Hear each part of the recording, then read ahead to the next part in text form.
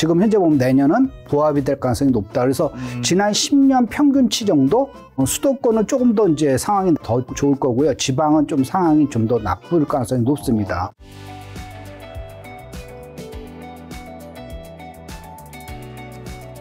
자, 곧 있으면 사실 이제 2024년이고 해서 네, 요즘 또 그렇습니다. 부동산 시장이 사람들이 굉장히 혼동스러워 하더라고요. 이게, 네네. 이거 이제 하락으로 다시 가는 건가? 어떤 네. 분들은 아니다라고 하신 분도 있고 해서 예. 실전 투자자 이제 악윤 대표님 모셨는데요. 예, 예. 최근 부동산 시장 분위기 어떻고 예. 사람들 심리 좀 어떻다고 보시나요? 우리가 이제 심리를 갖다 객관적으로 알 수 있는 게 이제 한국은행에서 매월 발표하는 이제 소비자 심리 지수 중에서 네. 주택 관련 부분에 있어요. 그래서 그게 이제 작년 11월이 가장 바닥이었거든요. 작년 11월에 61까지 떨어졌어요. 그게 이제 100을 기준으로 해서 100보다 미치면은 이제 1년 후에 집값이 떨어진다고 생각한 사람이 많은 거고요.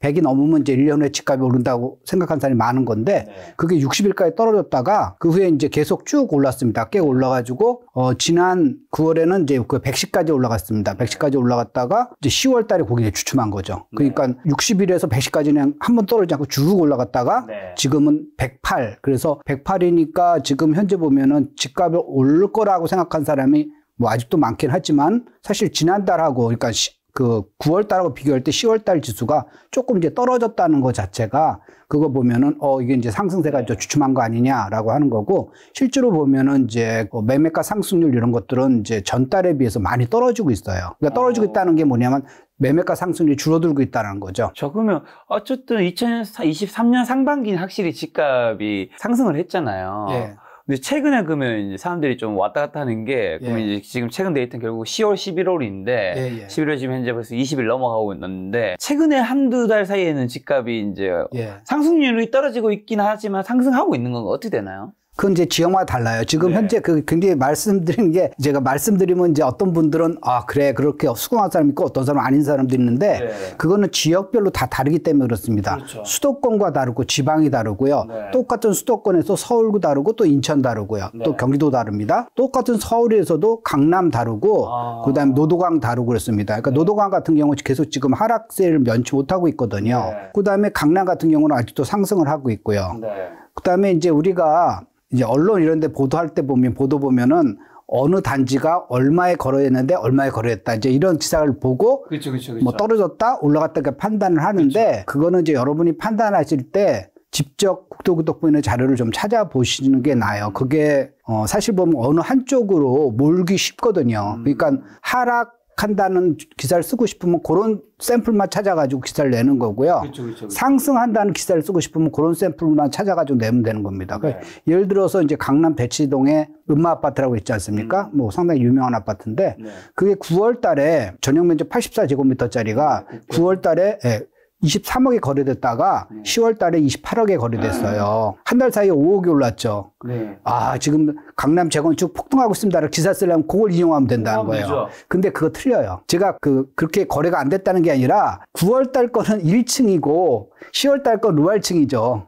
비교가 안 되는 거죠, 사실은. 그렇죠. 부동산은 비교가 절대 안 됩니다. 부동산은 일무일가제거든요. 똑같은 매물이 없어요. 층이 다르고 향이 다르고 수리 여부가 다르기 때문에 또 매도자가 금매인지 아니면 그냥 정상거래인지 그것도 다르고요. 특히 또 이제 하나 주의하실 게 뭐냐면 국토교통부 그 실거래가 공개에 들어가 보면은 그것이 중개거래인지 직거래인지를 잘 보셔야 돼요.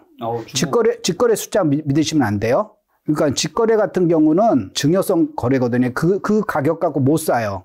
그러니까 그거는 부모 자식 간의 거래던가 아니면 뭐 사촌끼리 거래던가 뭐 형제끼리 거래던가 이모와 조카의 사이의 거래던가 이런 식으로 해가지고 본인이 살 수 없는 매물이에요. 그러니까 그거는 이제 싸게 증여하기 위해서 이제 그렇게 거래되는 거거든요. 그러니까 직거래는 빼고 한번 보셔야 돼요. 직거래 빼고 이제 중개 거래 된 거 위주로 해가지고 층이 비슷한 거 이렇게 좀 봐야지.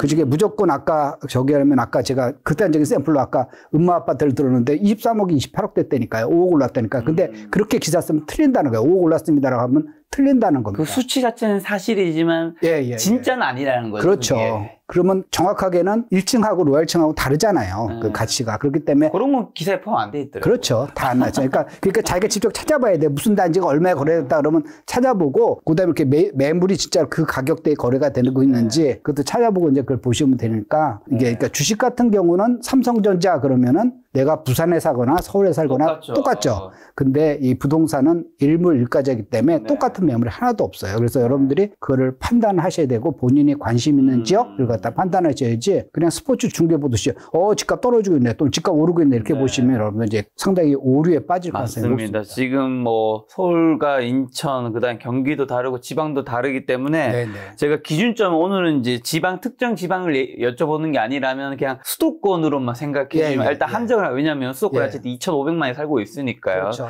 수도권 한정해 주시면 될 것 같은데 그럼 수도권, 서울, 경기, 인천을 기준으로 했을 때 사람들이 궁금한 건 이거잖아요.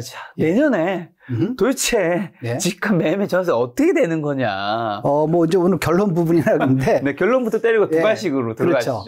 지금하고 분위기가 상당히 비슷할 거예요. 그러니까 뭐 크게 오르는 것도 아니고 그렇다고 떨어지는 것도 아니고 그냥 비리비리비리 지지부진. 그냥 삐질삐질 뭐 이런 식으로 갈 가능성이 높아요. 특히 이제 상반기는 더 삐질거리고 이제 하반기부터는 조금 이게 상저하고로 볼 수가 있는데 여러 가지 요인 자체가 상승을 확 보이기도 좀 그렇고요. 상승은 어렵고.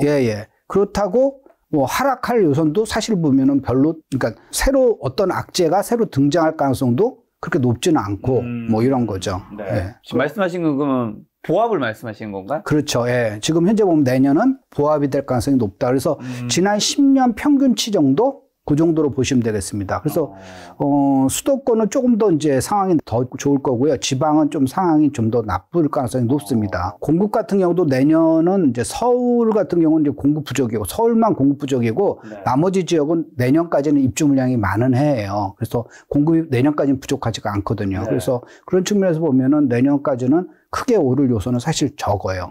근데 아까 전에 말씀해 주신 그러면 지금 서울 안에서도 뭐 노도강 같은 데는 여전히 하락세인데 강남 이제 흔히 말하는 최상급지 이제 강남 상구와 용산 요런 데들은 이제 내년은 좀 어떻게 될까요? 이제 그 이제 차별화가 지금 될 건지 아니면 차별화가 이제 줄어들 건지 이제 그게 이제 아주 옛날 그러니까 뭐 2000대 초반부터 이제 그 이슈거든요. 그러니까 똑같은 돈을 갖고 있는 사람이 그냥 똘똘한 한 채 사는 게 나을지 아니면 싼 거 여러 채다가 이제 분산 투자를 하는 게 더 나은지가 굉장히 상당히 이제 투자 측면에서도 굉장히 큰 이슈인데 보통 이제 통상적으로 경기가 나쁘잖아요. 그러면 이제 저가가 상대적으로 더 강세를 보여요.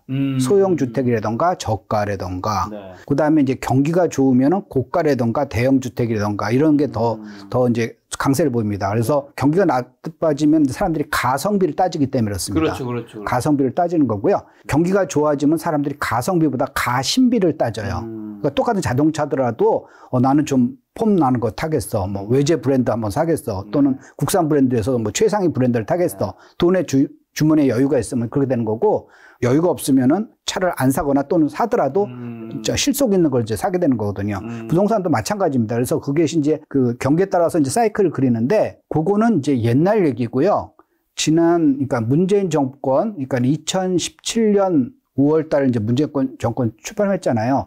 그 이후에서는 지금 현재 계속 양극화가 진행 중이에요. 양극화가 진행 중이라 가지고 문재인 정권 이제 출범 전에는 고가 아파트 한 채를 팔게 되면은 저가 아파트 5채를 못 샀어요. 그런데 지금은 그러니까 문재인 정권 끝날 때 같은 경우는 고가 아파트 한 채를 팔면은 저가 아파트 10채를 사고 남아요. 그러면 현 정부 들어서 어떻게 하냐면 그게 계속 유지되고 있어요. 그러다가 이제 KB 국민은행 그 통계표에 보면은 그게 이제 5분위 비율이라고 하거든요. 5분위 비율에서 고가 아파트를 이제 저가 아파트로 나누는 게 5분위 비율인데 그게 지금 10이 넘은 게 벌써 한 2년 가까이 되고 있거든요. 그러니까 2022년 초부터 이제 그게 10이 넘어서 지금까지 거의 10이 넘어가지고 결국은 무슨 얘기냐면 양극화 계속 진행되고 있다라고 할 수 있는 거고요. 그러면 지금도 현재 보면은 앞으로도 당분간 양극화가 이제 진행될 가능성이 높은데 그럼 이게 뭐 점쟁이처럼 뭐 양극화가 더 심화될 겁니다. 또는 완화될 겁니다. 그렇게 하는 게 아니라 이제 그 근거가 뭐냐면은 부동산 세제에 있어요. 그래서 이 다주택자를 압박하게 되면요. 대부분 사람들이 이렇게 얘기해요. 집을 평생 가도 한 채도 사기가 어려운데 어떤 사람은 집을 여러 채를 산다. 그거는 죄악이다. 이렇게 얘기합니다. 예를 들어서 뭐 옆에서 막 굶어 죽는 사람이 있는데 막 놀부 같은 사람이 막 고기 먹다가 던지고 막 이거 떡 맛없어 그러고 던지면 죄악이잖아요. 옛날 같은 경우. 그런 것 같이 지금 평생 가도 집 한 채 살기가 어려운데 어떤 사람이 여러 채 갖고 있다. 이거는 죄악이다. 그러니까 저 사람들이 집을 못 사게 만들어야 된다라고 주장을 합니다. 그 얘기는 굉장히 달콤하죠. 그래서 그거에 이제 정부가 이제 동조를 해가지고 다주택자를 압박하면 어떤 현상이 벌어지냐 하면은요, 바로 양극화가 벌어지는 거예요. 똑같이 돈을 갖고 있는 사람이 저가 여러 채를 갖고 있는 게 바로 다주택자가 되는 거거든요. 그러니까 소위 강남 아파트 한 채 살 돈 갖고 지방 가면은 몇십 채를 살 수가 있어요. 그러니까 다주택자예요. 그런데 지금 현재 보면은 그걸 갖다가 압박을 하게 되면 어떻게 되냐면은요, 압박하게 되면은 사람들이 그래? 다주택자 하면은 내가 세금상으로서 불이익을 받아, 그 다음에 도덕적으로도 사람들한테 비난을 받아, 그럼 주택수를 줄여야지, 주택을 더 이상 사지 말아야지, 이렇게 되면서, 그럼 그 자금 갖고 딴 데다가 소비를 하는 게 아니라, 내가 그 돈 갖고 소비하는 게 아니라, 어차피 그분들이 투자를 하고 돈을 모으는 이유는 노후 대책을 하기 위해서 이제 그 돈을 모으는 거기 때문에 그 돈을 다 소비하지 않습니다. 그래서 그 돈을 갖다가 똘똘한 한 채나 두 채로 몰아가는 거예요. 그래서 보통 그게 이제 옛날에 참여정부 때도 그런 현상이 벌어졌고요. 참여정부 때도 다주택자를 압박하니까 극심한 양극화가 벌어졌고요. 문재인 정권 들어와서 다주택자를 압박하니까 이제 극심한 양극화가 벌어졌던 거예요.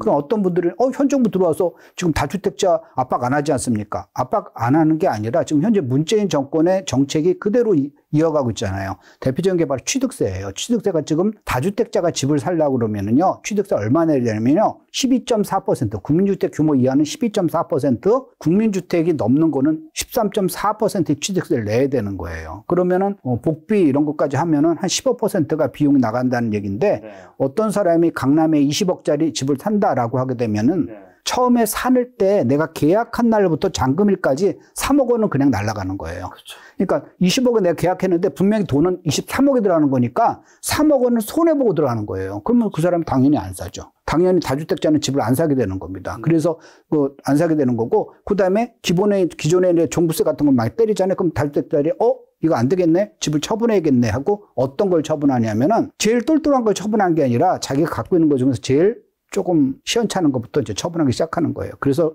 그렇게 되는 게 바로 저가주택을 처분하는 거죠. 그래서 저가주택이 매물이 많이 나오는 거고, 저가주택이 약세를 보이는 거고요. 그런 겁니다. 그래서 이제 똑같은 서울에서도 보면은 그분들이 이제 처분하는 거는 기본적으로 다주택자가 처분한 것도 있고요. 또는 이제 그분들이 그걸 처분해가지고 고가주택이 더 많이 오르고 있네? 라고 하니까 갈아타기 위해서 이제 매물을 내는 경우도 있고, 이제 그런 경우가 많습니다. 한마디로 이런 양극화는 이런 세제란 정부의 정책의 흐름 속에서는 앞으로도 계속 이어질 것이다. 그렇죠. 라고 보시는 것 같은데, 그러면 이제 사실 기사에서도 뭐 늘 제일 많이 이제 기준점을 삼는 게 기자분들도 딱 이제 강남구, 뭐 서초구, 그다음에 송파구, 여기가 이제 많은 사람들이 가고 싶은 상급지다 보니까 또 비싸기도 하니까 기사를 많이 쓰잖아요. 그러면 이제 강남 상구랑 용산구 같은 데는 집값은 내년에 이제 서울 수도권 쪽이 지금 보합이라면 보합이라는 게 전부 다가 보합을 말씀하시는 건 아닌 것 같고, 그렇죠. 어디는 오르고 어디는 떨어지고 맞아요. 합쳐져서 보합을 말씀하시는 것 같은데 이 최상급지는 어떻게 되나요? 최상급이 더 오를 가능성이 높죠. 공급이 지금 안 되고 있으니까 더 오른 거고, 그러니까 내년에서도 지금 현재 있던, 그러니까 이제 정부 정책이 획기적으로 바뀌지 않은 한, 그러니까 다주택자를 인정을 하고 다주택자들이 저가주택을 사는 거에 대해서 도와주지는 않아도 방해를 하지 않는다는 보장이 있다 그러면 사람들이 저가주택에 투자를 하겠죠, 다주택자가. 근데 지금 다주택자가 아까 12.4%, 13.4%씩 내면서 지방에다가 집을 살 이유는 없다라는 얘기예요. 거기서. 그렇게 되기 때문에 지금 현재 보면은 저가주택의 매수는 굉장히 줄어들 거로 보여지고요. 그 다음에 기본에 이제 사람들이 팔고, 기존에 이제 저가주택을 팔고 이제 보다 상급지로 가려는 이제 수요가 있으니까 양宽더 벌어지는 건데, 근데 사실 보면 이제 그 보도에서도 조금 문제가 되는 게 우리나라에서 그 상급지가 몇 군데가 없어요. 주택수 쭉 따져보면은, 그러니까 신문에 맨날 그 뭐 좋은 데만 계속 나오는 거니까 그거 보면은 기사 비중 보면은, 그러니까 되게 많아 보이죠. 전체의 10%도 안 되는 그 단지가 전체 기사의 90% 이상, 뭐 좀 더 심하게 나면 99% 이상을 그렇죠. 그 단지 위주로 얘기를 하는 거니까 사람들이 거기에 이제 함몰을 하고 있는데 그렇지 않은 대부분의 그러니까 뭐 피라미드의 요 위쪽만 계속 보고 그렇죠. 정책을 쓸 수도 없는 거고 그러니까 조금 정부 입장에서도 좀 안타깝긴 하겠죠. 예. 이제 노도강이나 서울의 다른 데들은 좀 하락세가 또 계속 더 이어질 거라고 보시는 건가요? 예, 지금도 하락하고 있는 데가 지금 이제 노도강뿐만 아니라 이제 은평구, 중랑구, 관악구, 예, 그다음에 이제 도봉구, 강북구, 뭐 저기 뭐야 그 노원구 뭐 이런 데가 지금 제일 최근에 이제 하락을 많이 하는 데거든요. 최근에 상승을 많이 한 데는 이제 송파구, 양천구, 강남구 뭐 이런 데가 이제 좀 상승을 많이 하는 거고요. 그래서 보면은 양극화가 지금 현재 보면은 올해 들어와서도 양극화가 계속 진행이 되고 있다고 볼 수가 있습니다. 제가 어제 기사 보니까 기사 제목이 매일경제인데 쌓이는 매물, 집값 2차 조정 신호, 서울 아파트도 뭐 8만 건 육박 이 내용이 상대적으로 수요가 많은 서울 아파트 매물만 8만 건이 육박하는 상황이다. 이처럼 매물이 크게 늘고 있지만 거래는 오히려 줄어드는 모습이다. 올해 들어 회복세를 보였던 서울 아파트 시장이 다시 얼어붙으면 연말에 집값 2차 조정기가 오는 거 아니냐라는 우려도 나오고 있는데 이런 현상들은 어떻게 보시나요? 매물이 이제 많이 쌓이는 거는 안 팔려서 쌓이는 거겠죠? 그렇죠. 그럼 그러니까, 안 좋은 거 아닌가요? 그러니까 거래량과 이제 반대로 가는 거죠. 그렇죠. 거기서 보면 사는 사람이 많고 파는 사람이 많다 그러면 거래는 많이 되는 건데 지금 현재 보면은 사는 사람이 줄어드는 거니까 거래는 줄어들고 거래가 이제 매물이 많이 쌓이는 거죠. 근데 이제 매물이 쌓이는데 그분들이 매물을 갖다가 이제 금매로 던져야지 이제 가격이 떨어지잖아요. 그렇죠. 금매로 완전히 뭐 현재 가격의 10%, 20%막 30% 이렇게 던져야지 그걸 갖다가 이제 사는 사람이 있는데 나오는 이제 매물이 그런 금매물이냐 그러면 그건 또 아니거든요. 금매는 아직 아닌가요? 예. 그럼 금매물이 있으면은 그러니까 금매물이 그렇게 거래가 된다 그러면은 지금 현재 통계가 떨어지는 걸로 나와야 되잖아요. 근데 그렇죠. 통계는 지금 떨어지지 않고 오르고 나왔다는 거는 그러니까 그거는 매물은 있는데 거래가 안 된다는 거죠. 매물이 보면은 그 동네에 현재 시세가 가장 최근 거래가 이제 5억이었다고 가정해봐요. 이게 옛날에 이제 7억이었어요. 7억이었다가 이게 이제 한 4억 5천까지 떨어졌다가 지금 이제 5억 됐다고 가정을 해보면은요. 그럼 현재 매물들이 보면은 5억 1천, 5억 2천 이런 식으로 나오는 거예요. 그러니까 매도 접전은 팔리면 다행이구나. 팔리면 이거 팔아가지고 딴 데 가야지. 딴 데 싼 데 가야지. 그러니까 자기 갈아타고 싶은데 가야지. 라고 하고 매물을 내놓은 거지. 이게 보면 옛날 같이 뭐 4억 5천까지 떨어졌으면 거기서 더 깎아가지고 4억에 팔래? 그런 사람은 별로 없다라는 거죠. 근데 어쨌든 이 매물은 쌓이는데 거래가 안 되는 게 누적이 된다는 거는 이제 어쨌든 지금 당장은 금매를 안 내지만 이게 집값을 막 상승시킬 것 같은 그런 것보다는 집값이 약간 좀 부담이 되니까 좀 하락 같은 쪽에는 더 가까운 그 뉴스일 것 같긴 하거든요. 그러니까 지금 당장 금매를 안 내도 아니죠. 이게 한 2, 3개월 쌓이면 거기 집값 하락을 조금 누르는 힘이 되지 않을까요? 글쎄요. 그거는 뭐 가봐야죠. 그리고 이거 부동산이라는 게 주식하고 굉장히 달라요. 주식하고 다르니까 똑같은 거라 같은 균일한 거라고 생각하시면 전혀 안 되는 게 매물이라는 게 매물을 갖다가 어떻게 집계를 했는지 똑같은 걸 갖다가 과연 이제 그 아실인가에서 이제 그걸 갖다가 이제 발표하는가 그런 건데 거기서 보면 그게 과연 단지마다 다 어떤 방법으로 조사를 했는지도 좀 궁금하고요. 그러니까 뭐 네이버 이런 거에서 손으로 쉬어가지고 한 건지 아니면 그 부동산에 대해서 전부 다 해가지고 정확하게 아실입니다. 집주인한테 전부 다 전화를 해가지고 조사를 한 건지 집주인의 팔려는 의지가 얼마나 강한지를 그것도 조사를 한 건지 그건 아무도 알 수가 없어요. 실제로 투자를 해보시는 분하고 안 해보시는 분하고 이제 큰 차이예요. 집을 사러 가보잖아요. 집을 사러 가보면은 전에 이제 지난 10년 전에도 지금 같은 하락기가 있었어요. 수도권 지역에 지방은 많이 올랐지만 수도권은 지난 10년 전에도 2012년, 2013년도 제일 이제 바닥이었었는데 그때 이제 어떤 분이 이제 집을 사겠다라고 미국에 계신 분이에요. 그래서 이제 제가 이제 상담을 해드렸죠. 그래서 이제 어디가 이제 투자 가치가 있으니까 여기 가서 사시면 됩니다. 그러니까 본인이 저 미국에 사는데 그것 때문에 한국 나갈 수 없거든요. 그래서 아기곰님이 좀 가서 자기 조카를 보낼 테니까 조카는 아무것도 모르고 그러니까 이렇게 돈만 갖고 갈 테니까 아기곰님이 가가지고 선택하는 거 무조건 살 거예요라는 거예요. 그래서 그 부담이 이제 좀 많이 됐죠. 그래서 이제 제가 어느 지역에 이제 그분 이제 조카분을 이제 모시고 이제 갔어요. 가가지고 이제 2시에 갔어요. 2시에 가가지고 거기서 보면은 그 중에서 제일 이제 가성비가 좋은 거, 이제 가격하고 이제 집 상태하고 보고 봐가지고 가서 이제 보고 나서 이게 괜찮아. 그래가지고 계약합시다. 응? 계약합시다라고 하니까 갑자기 집주인이 이따가 저녁에 자기 남편 들어오면은 제가 물어보고 알려드릴게요. 이러는 거예요. 아니, 부동산을 갖다가 저 집을 팔려고 내놓으면 왜 사전에 자기 남편하고도 상의 안 하고 집을 내놓은 게 그거 자체도 웃기는 거예요. 우스운 얘기잖아요. 아마 얘기는 돼 있겠지만 이제 가격을 좀 더 높이고 싶거나 뭐 여러 가지 고민들이 있겠죠 또. 그 다음 집 갔어요. 그 다음 집 갔어요. 그래가지고 그 동네에서 마지막으로 저녁 9시에 갔어요. 9집을 다 거절당하고 10번째 집에 가서 그걸 이제 겨우 샀습니다. 그래서 10집을 온 거예요. 그게 왜 그러냐면요. 부동산이 가짜 매물 내는 거냐? 아니죠. 가서 직접 봐가지고 집주인하고 얘기를 했다니까요. 근데 그게 왜 그러냐면은 사람들이 집값 떨어집니다. 집값 떨어진다 그러면 불안하죠. 내가 떨어지기 전에 빨리 팔아야지 이런 사람도 있단 말이에요. 빨리 팔아야지 그러니까 매물로 내놓는 거예요. 매물을 내놓는데 매수자가 딱 와가지고 나한테 팔아요. 나 그 가격이죠. 말 바꾸지 말아요. 정말 5억에 팔 거죠. 이제 말 바꾸면 안 돼. 자, 5억에 계약합시다. 이라고 하면 속으로 잠깐만. 내가 지금 당장 팔아가지고 내 계획이 없고 지금 불안해서 내놓은 건데 그 사자고 그러면 이거 팔아가지고 난 그다음에 어떡하지? 그다음에 이거 다음에 근데 팔았는데 오르면 어떡하지? 그럼 생각이 막 많아지는 거예요. 그리고 이제 5만 군데다가 전화를 하는 거죠. 이제 아까 전화해가지고 언니 나 지금 파는 게 맞아 어쩌고 뭐 친구야 파는 게 맞아 이러면서 생각이 바뀌는 거예요. 아무도 안 간다 그러면은 그 사람은 막 불안해가지고 왜 안 팔려 이러는데 실제로 가면은 안 팔어. 이런 게 있어요. 그러니까 그런 것까지 조사할 수 있는 방법은 없다라는 거예요. 그러니까 그런데 문제는 뭐냐면은 아까 스포츠 중계 보듯이 시장 보면 안 된다 그랬어요. 여러분이 진짜 투자를 하려고 그러면요. 집을 안 사도 돼요. 안 사도 되니까 가가지고 진짜로 한번 트라이를 해보시라는 거예요. 사는 것처럼 마지막에 도장만 찍으면 되잖아요. 그렇죠. 제가 이렇게 얘기하면 이제 부동산 중개하시는 분들은 굉장히 싫어하시겠지만 가가지고 진짜 시장을 테스트해보고 싶으면은 가가지고 여러분들이 진짜 사는 것처럼 해가지고 가가지고 한번 테스트를 해보시라고요. 거기서 그러면 현실을 아실 수가 있어요. 또 그 기사에서 보면 거래량에 대해서 서울 부동산 정보 광장에 따른 서울 아파트 거래 건수가 지난 8월 3,800건 정도, 9월에 3,300건 정도, 10월에 한 2,100건 정도 계속 줄고 있고 11월 아파트 거래량은 이날 기준 이제 376건에 이제 불과하기 때문에 뭐 다음 달 말까지 이제 집계 기간 남아있죠. 이 같은 추세를 하면 또 한 차례 감소할 전망일 수 있는데 거래량은 왜 이렇게 대표적인 가짜 뉴스예요, 그게. 이게 가짜 뉴스예요? 네, 가짜 뉴스예요. 그건 정말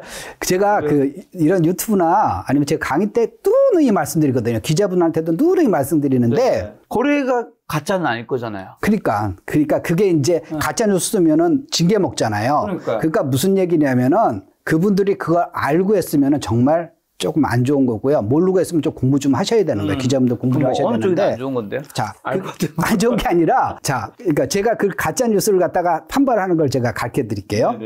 국토교통부에서 나오는 거래량하고 한국부동산광장에서 나오는 거래량 기준은 좀 달라요.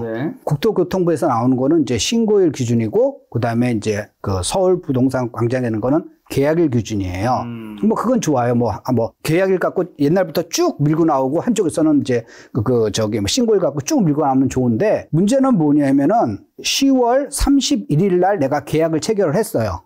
그러면은 신고를 갖다 언제까지 하면 되냐면 30일 안에 하면 돼요. 11월 30일 안에 하면 되는 거라고요. 근데 지금 오늘 촬영한 날이 11월 22일인가요? 네, 22일입니다. 22일이죠. 아직 신고가 안 된 거예요. 그러니까 10월 거래량은 지금 알 수가 없어요. 10월 거래량은 알 수가 없고요. 그럼 사람들이, 그러니까 집을 안 사본 사람이 그런 거예요. 집을 안 사본 사람이, 오늘 계약하면은 오늘 신고해야 되지 않습니까? 누가 신고를 해? 그렇게 신고를 했다가 갑자기 이제 계약을 했어요. 근데 집에 가서 가보니까 와이프가, 나도 공동명의로 해줘. 왜 당신 이름으로 해줘. 그러면 공동명의로 해주잖아요. 그러면 가가지고 공동명의로 하게 되면 그걸 또 취소하고 또 바꾸고 그래야 되는 거예요. 그럼 취소하면 또 그거 갖고 또 기사가 나오죠. 가짜 매물이 올라가지고 뭐 거래가 됐습니다. 그러는 거니까 중개사나 누구나 거의 30일 채워서 그거 다 신고하지 바로 하지가 않아요. 그래서 지금 현재 거래량 같은 10월 거래량은 아직 뜨지도 않았어요. 떠지도 않았기 때문에 10월에 몇 건 그거는 순 거짓말이고 그거 몇 건이라고 그러셨죠? 지금 10월 거래량. 10월이 2,163건이요. 자, 11월은 지금 이날. 아니 11월은 아무 의미도 없고 10월이 2,163건. 자, 10월이 2,163건인데 한 연말에 가가지고 10월 달 거 한번 검색해 보세요. 2,163건이 맞는가? 전혀 달라요. 전혀 다릅니다. 자, 그러면은 그래?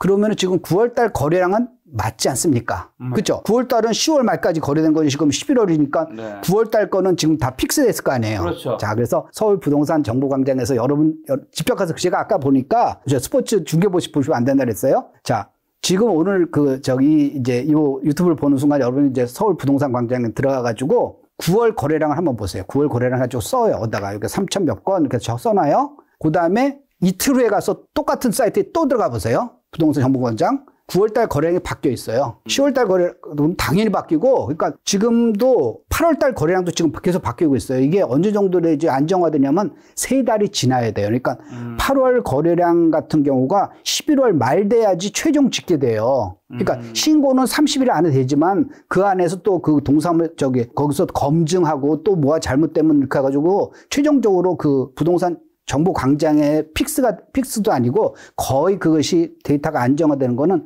3달이 지나야 되는 거예요. 그래서 이런 기사는 봄에도 나오고 작년에도 나오고 그랬어요. 지나가면은 이번 달 거래량이 줄어듭니다. 당연히 줄어들죠. 신고한 사람이 없으니까. 그런데 지나가면 또 그 정상 수준으로 올라오고 그럽니다. 그래서 가장 정확한 거는 그냥 국토교통부가 이제 그거는 픽스되거나 한 달에 한 번씩 발표를 하거든요. 네. 그러니까 그 자료를 보거나, 그러니까 서울 부동산 정보 광장은 그냥 지금 이렇게 됐습니다 하고 현 추세를 얘기하는 거지 그거 갖고 데이터 갖고 분석하기에는 굉장히 어렵습니다. 그래서 그거는 사실 그건 보면은 한두 번 틀리게 해서 제가 계속 얘기하는데도 보면은 계속 이제 A랑 기자한테 얘기하면 A랑 기자 알았습니다 그러고 또 B랑 기자가 또 그런 식으로 쓰고 C랑 기자가 쓰니까 다 얘기할 수는 없죠. 예, 전국에 있는 기자 제가 전부 다 모아놓고 가르쳐 드릴 수도 없는 거고 네. 그래서 그거는 여러분들이 한번 테스트를 해보세요. 제 말이 맞는지 틀린지를 아까 제가 검증 하나만 가르쳐 드렸죠. 한번 해보시라는 거예요. 대표적인 가짜 뉴스예요. 가짜 뉴스지만 그래도 숫자는 맞죠. 네. 하락하는 방향인 건 맞지 않나요? 거래량이? 아니에요. 그것도 아니에요? 거래량이 지금 줄는지 늘는지 지나가 봐야 된다. 더 지나봐야 안 되는 거. 아까 보세요. 6월달 늘었고 7월달인가? 지금 8월달 3,800건, 9월달 3,300건, 10월달 자, 7월 거 나왔어요? 7월 건 여기 없습니다. 8월 있겠지만 여기 없습니다. 8월부터 해보세요. 8월달 3,800건, 3,800건, 9월달 3,300건, 3,300건, 10월달 예. 2,100건. 10월달은 의미가 없고 네. 7월달에 이제 3,800건이 안 됐어요. 3,600건인가? 그러다가 이제 8월달에 늘었어요. 네. 8월달엔 7월에 비해서 늘었다고요. 근데 8월달 기사도 검색해서 찾아보세요. 8월달도 거래가 줄었더니 그런 기사가 나왔었거든요. 제 말이 거짓말인지 아닌지는 검색을 해보시라. 이거 시간이 지나면은 수치는 더 늘어날 확률이 높나요? 계속 늘어나죠. 줄어드는 게 아니라 계속 늘어나요. 이게 신고가 안 했던 게 신고를 계속 하기 때문에 계속 늘어나가서 보면은 10월도 지금 아까 2,163건인데 10월달 나중에 보면 이게 3,000건 이상으로 거래가 됐을 겁니다. 물론 제가 무슨 그거 갖다가 점쟁이도 아니고 그런데 과거의 예를 보면 다 그렇게 된다라는 거예요. 그래서 지금 현재 보면은 그거는 조금 서울 부동산 정보 광장권은 조금 시간이 지나는 발언된 거고 오히려 국토교통부 통계가 오히려 그거는 한번 딱 발표하면 변하지가 않거든요. 그러니까 그게 좀 더 정확하다고 할 수가 있습니다.